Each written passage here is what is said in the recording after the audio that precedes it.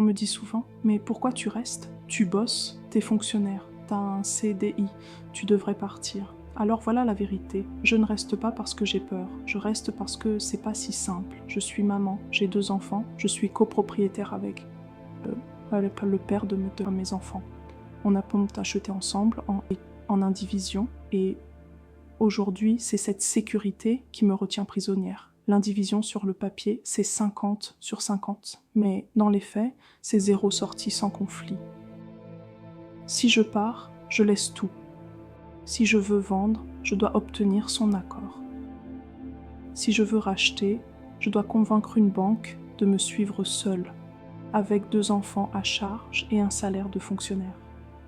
Et si lui ne veut pas vendre, ça peut durer des mois, des années, il faut saisir le juge, payer des frais, monter un dossier, lancer une guerre. Pendant ce temps, t'élèves tes enfants dans un climat bancal. Oui, j'ai un CDI, je suis fonctionnaire, mais je ne gagne pas 3 000 €.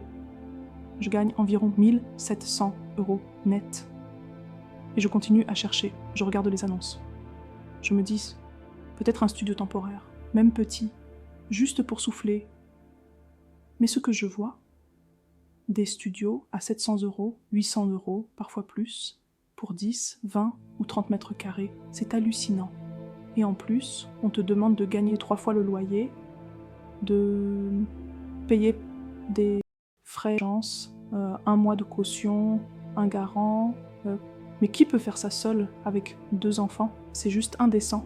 Et après, on s'étonne que certaines personnes mentent sur leurs revenus.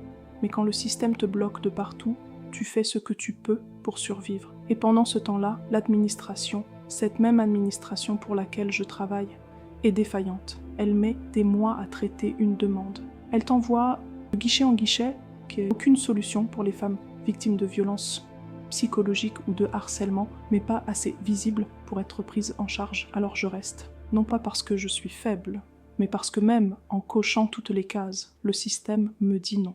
On pense souvent que les enfants sont une raison de partir. Mais dans un foyer non violent, sans cris, sans scandale, les enfants ne voient pas toujours ce qu'on ressent. Ils ne voient pas le mépris, le contrôle, le silence.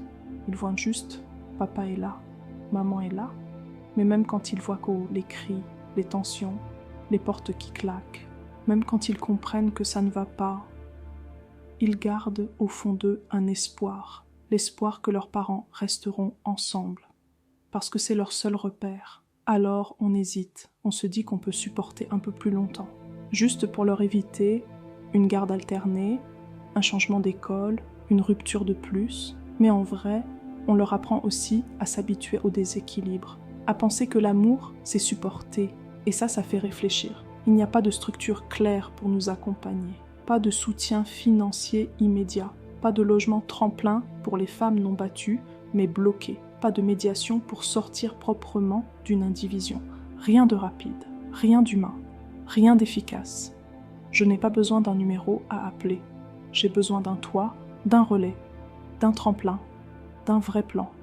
Je ne reste pas parce que je suis faible, je reste parce que je suis réaliste, parce que je dois penser à mes enfants, à mon budget, à ma santé mentale aussi, et que parfois, dans un système qui ne te soutient pas, rester semble moins risqué que partir. Mais je parle, je crée, et un jour, je partirai, mais pas en miettes, en force. Tu te reconnais? Tu vis quelque chose de flou, de lourd, d'invisible? Tu n'es pas seul. Abonne-toi, partage cette vidéo et commente. Je ne suis pas coincée, je suis stratégique. Ne t'arrête pas là, persévère. Fais entendre ta voix, libère ton feu, prends ton envol.